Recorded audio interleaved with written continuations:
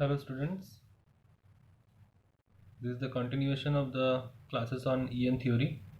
In the last class I have shown you that how to calculate the propagation of electromagnetic wave in some conductive medium, and before that in classes it was covered the propagation of electromagnetic wave in free medium.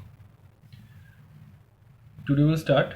Today we'll go back a little and try to see what will be the energy density and average energy density of electromagnetic wave in free medium, and following that I will give you a home task uh, that you have to solve it your own, how to calculate the energy density and energy of the electric field and the magnetic field for conductive medium.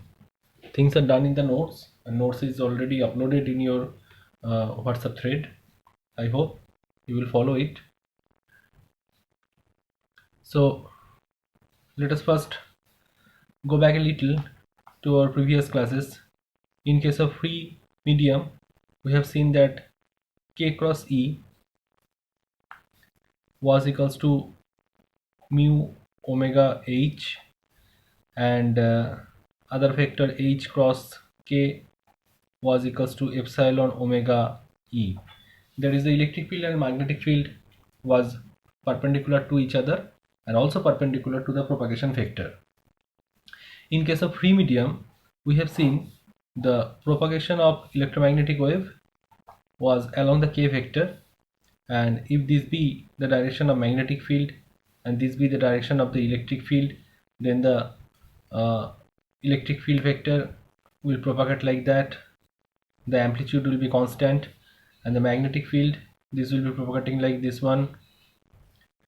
The amplitude of magnetic field will be lesser than the electric field, and this will be pointed towards the direction of the magnetic field or electric field, the vectors, propagation vectors, or the vibration at that particular point, you can say. But for conductive medium, we have seen that the amplitude decays exponentially. As the amplitude decays exponentially, so how the propagation of electromagnetic wave in some conduction medium or conductive medium will look like? If this be the direction of electric field and if this be the direction of magnetic field, then first you draw the propagation of electric field. The electric field, this will decay like this, and magnetic field, this will also decay like this one, and they will propagate. Look at the electric field component. This is the first quadrant, then second quadrant is lesser than that, third quadrant more or less, and fourth quadrant it is gradually decreasing. And magnetic field, first quadrant, then second quadrant decreasing from the previous one, the third quadrant it is also decreased from the previous one, and it is propagating. Then if you draw the magnetic field vibrations, it will be aligned towards the magnetic field axis. Electric field vibrations, this will be aligned towards the electric field axis. In each quadrant you can draw the same, and this will be the propagation type. So let us look at the energy density and average energy density of electromagnetic wave. First we will look at it in the free medium, then we will try to see the changes in the conductive medium. So from these two equations, let me take only the magnitude. If I take only the magnitude instead of vector, then the equation will look like, let me give the heading average energy density.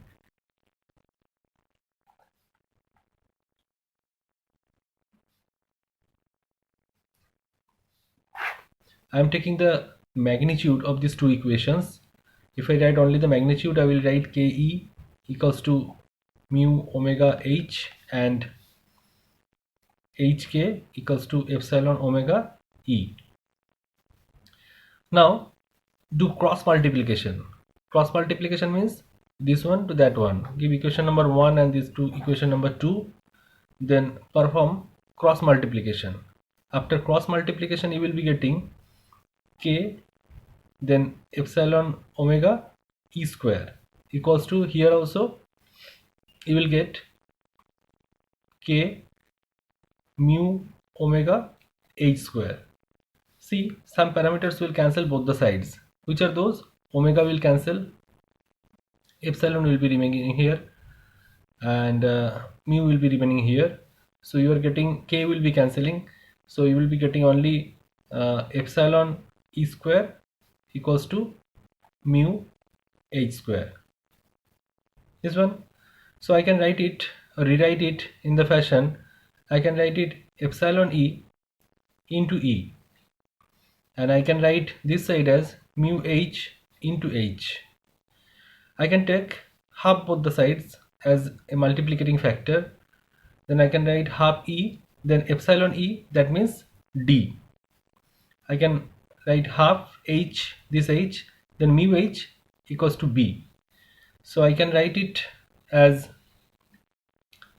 half into D dot E equals to half B dot H. Leave it like that, both are equal.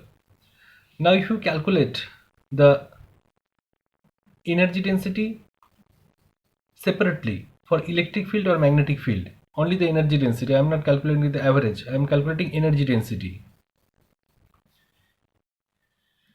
Energy density of either electric field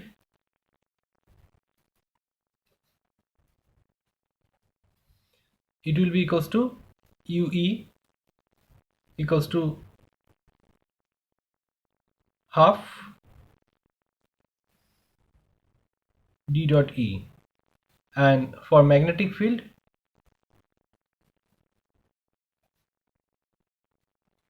it will be equals to half B dot H. So what can I say from this equation? I can say the average energy density, only the energy density of electric field will be equal to the energy density of magnetic field. So I can write it as UE will be equals to UM. Fine. Now let us see what will be the total energy of the electromagnetic field.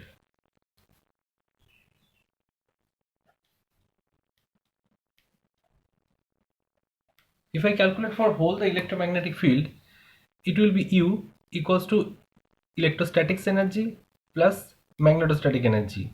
So UE, the value I know, that is half D dot E, and for UM the value is half B dot H. Again I know both are equal, so instead of this I can write only D dot E.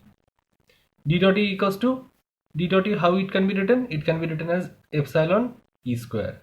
Similarly, if you put B dot H equals to D dot E, instead of that you will be getting mu H square. This is the total energy of electromagnetic field. Now if we calculate the average energy and you calculate the energy density of electromagnetic field, average energy density. So I am calculating the average energy density of electric field.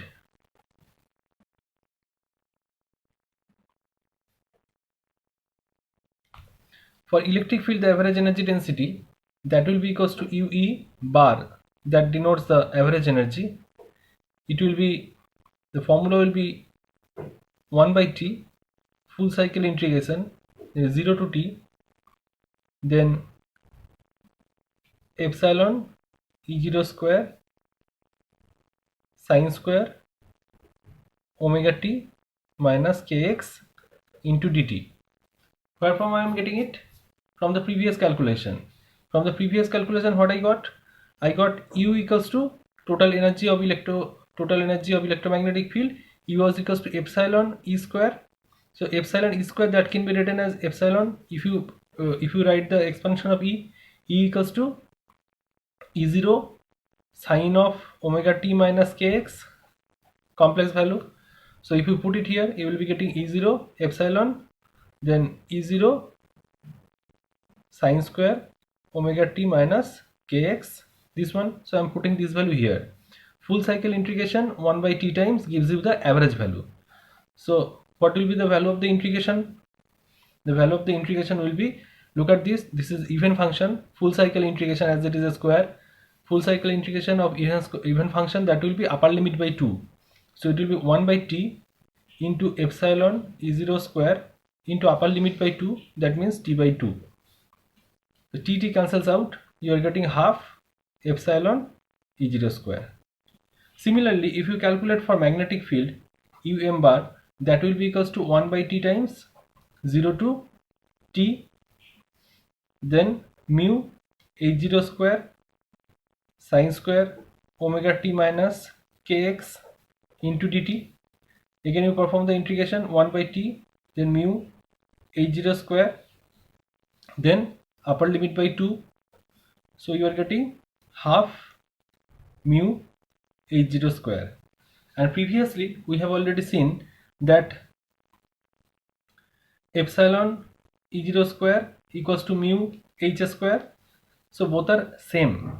So what you can conclude? You can conclude from this that average energy density of electric field is equals to average energy density of magnetic field. But for the conductive medium it will not be same. For conductive medium you will finally get it is greater than ue, that is the energy density of magnetic field will be greater than the energy density of electric field. How? This is your home task. The theory or calculation is done in the class note. You have to understand it and you have to show that you have done it. If you cannot, then in the next class I will show you the continuation. So let us proceed now.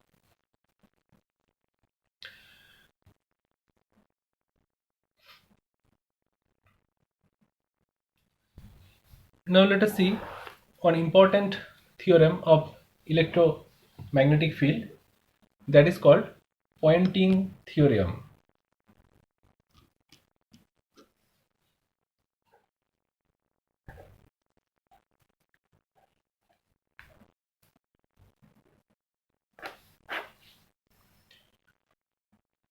Poynting theorem, it is nothing but the equation of continuity or law of conservation of energy in case of electromagnetic medium. In Poynting theorem, what we have to show? We have to show that the energy of the electromagnetic field is continuous and it can be explained by one equation. The name of the equation is Poynting theorem.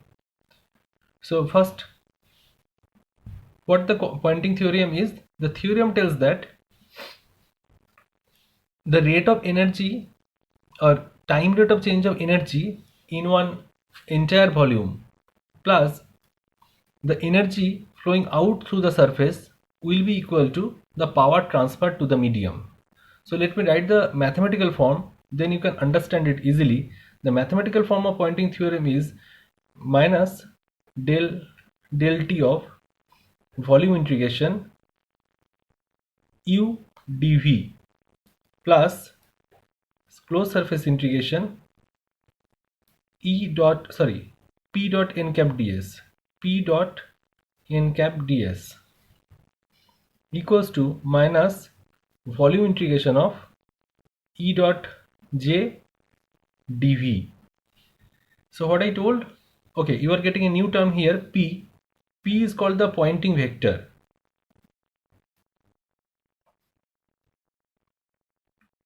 and its expression is Poynting vector, it is expressed as E cross H, Poynting vector. So let us go back to the theorem. The theorem tells that the time rate of change of electromagnetic energy in one entire volume, look at the first term, this is minus del T, that is time rate of change of electromagnetic energy, U is the electromagnetic energy in one entire volume, plus energy flowing out through the medium, P dot n cap ds, so this is the energy flowing out through the medium through the surface, is equals to power transferred to the medium. So what you have to do, first you have to prove the Poynting theorem, then you have to physically show that the first term or first part of the equation stands for the time rate of change of electromagnetic energy, the second part stands for the energy flowing out through the surface, and the right hand side stands for the power transferred to the medium by dimension analysis. So let us try to prove the Poynting theorem first. Let me write all the Maxwell's four equations and their understanding so that you can proceed. Maxwell's four equations tells you that first divergence of D is equals to rho. The second equation tells you that divergence of B equals to 0. Then third equation tells you that curl of E equals to minus del B del T. Fourth equation tells you that curl of H equals to J plus del D del T. These are Maxwell's four equations. And again, what do we know more? We know J equals to sigma into E, then it's Ohm's law. Then we know B equals to mu into H. We know D equals to epsilon into E. This we know. Okay. So let us proceed with the idea. First, look at the equation very carefully. P equals to E cross H. You know. You know about H? Yes. Just before some time we have already calculated about the value of the total energy of electromagnetic field. Let us calculate the term U first. U is what? U is the total energy of the electromagnetic field.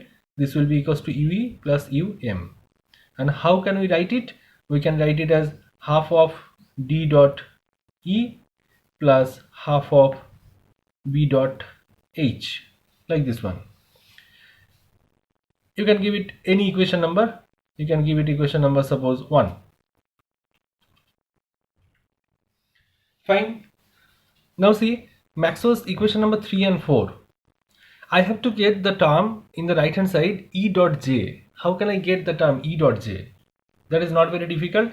Look at the Maxwell's equation number 4. If you perform dot product both the sides with E in the equation number 4, then you are supposed to get E dot J here. So if I do dot product with E with the Maxwell's equation number 4, similarly I have to do dot product with B or H in the equation number 3. Let us see it. Write it here from Maxwell's equation number 3 and 4. I am performing dot product with first H here and E here. So from equation number 3 I am getting H dot curl of E equals to minus of H dot del B del T. From equation number 4 I am getting E dot curl of H equals to E dot J plus E dot del D del T. Fine. Make this to equation number 2 and 3. Now if you subtract equation 3 from 2, already you will be getting a negative term here with minus E dot J. Try this one. You can write what we are doing. We are subtracting equation 3 from 2. So write from 2 and 3 you are getting H dot curl of E minus E dot curl of H is equals to, in the right hand side you are getting first term, this one minus this term with minus E dot J. This term will come with a negative value, then this will come also negative. This is already negative, so take negative sign common, negative sign. Then you are getting B dot, no, from this one H dot del B del T, H dot del B del T plus E dot del D del T, this one.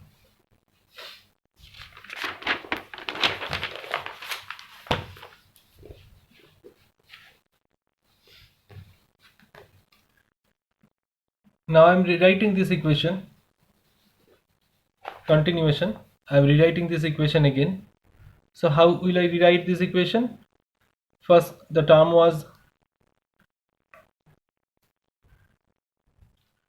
first term was H dot curl of E minus E dot curl of H was equals to minus E dot J plus E dot del D del T plus H dot del B del T, this one. From the vector identity, this gives you the value divergence of E cross H. Again, you know E cross H is the Poynting vector. E cross H means P. So I got already P, and here I got E dot J. It is E dot J plus the same function. Now let me see this same function, that is E dot del D del T plus H dot del B del T. It is having any connection with the time rate of change of energy density with or not. So what is the energy density? U. Already we have written the value of U. E was equals to half of D dot E plus B dot H. This was U. So what will be the value of time rate of change of this energy? Del U del T or del T of U. This will be half common, then differentiation with respect to T, both the sides. So this is the first function, second function, and so on. So how can we write it? We can write it very easily. First, let me write it as D dot del E del T. First function constant, second function differentiation, and then del D del T dot E. Simple. Similarly, here B dot del H del T plus del B del T dot H. Be careful, you have to go towards this equation, because in the Poynting theorem already you got divergence of P, you got E dot J. Only the remaining term is del T of U. So this term should be del T of U if the Poynting theorem is true. So I have to go towards this equation, E dot del D del T. I already got this E dot del D del T term here. So I have to prove that this term is also E dot del D del T. Let us see. Instead of this D, if I put half of, instead of this D, I put epsilon E. Epsilon E, then del E del T. I am keeping this term same. E dot del D del T. Similarly, H dot del B del T, I got it already. So I am keeping it same. Here, instead of B, I am putting B equals to mu into H into del H del T plus H dot del B del T. Now look, this epsilon is a constant. This can be multiplied anywhere. This can go inside this differentiation, inside this multiplication or dot product. So if I multiply this epsilon here with this E, this epsilon E will be equals to D. I can write this E dot del D del T. Already I am having one E dot del D del T. So I can write it as twice E dot del D del T. Similarly, look, here I got mu H. Mu is a constant. Mu can be multiplied with this H. So this H will be converted into mu into H equals to B. So this can be written as H dot del B del T. I am already having another H dot del B del T. So this will be twice H dot del B del T. So twice H dot del B del T here, twice E dot del t here, so 2 will be taken common. So 2 will be taken common, then it can be written as E dot del d del t plus H dot del v del t. Simple, 2 cancels out. So already I have proved that this function stands for del u del t. So rewrite this equation now.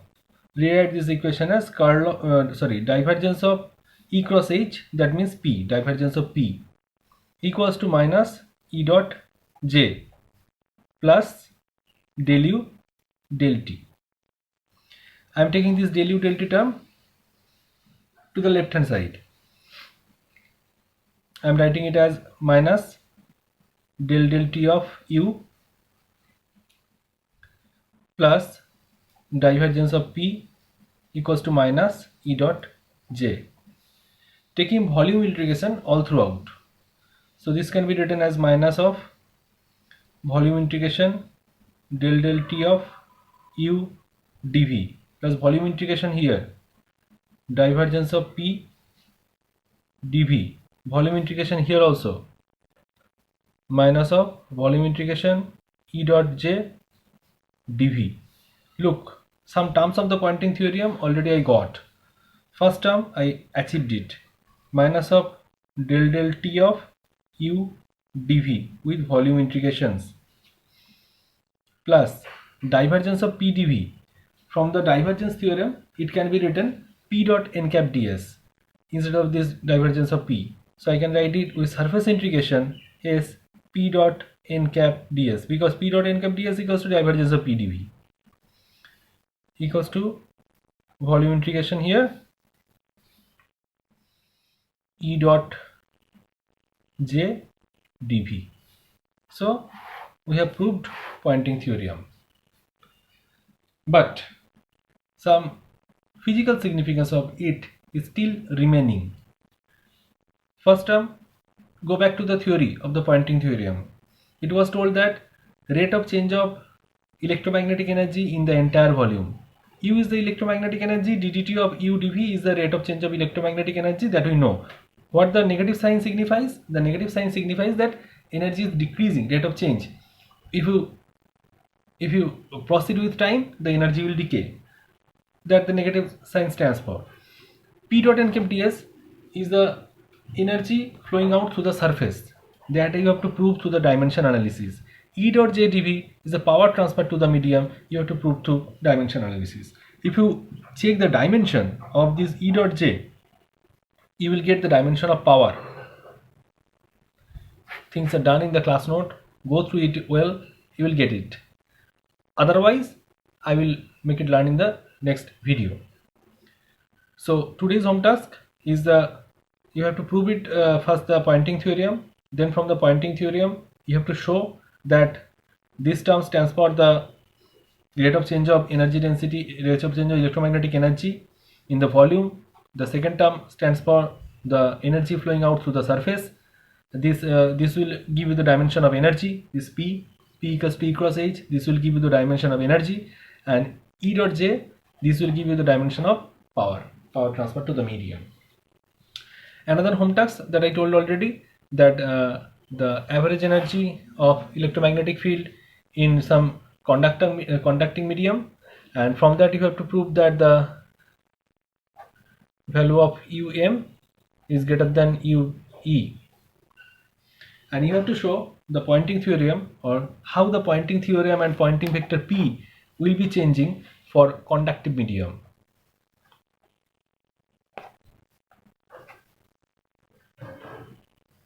For free medium and conductive medium there will be little changes between that. In conductive medium, how this P, Poynting vector E cross H, its value will change, and you have to show this one. This will be the home task. Go through the notes very carefully, that is already uploaded in the WhatsApp thread. If you do not understand, point me the page number, equation number, I will try to interact one by one. Otherwise this will be the home task, cover it so that we can proceed with EM theory, that is we can see the reflection and refraction of electromagnetic wave, their relationship, in the next video. Thank you, and try to study hard, cover the portion of electromagnetism.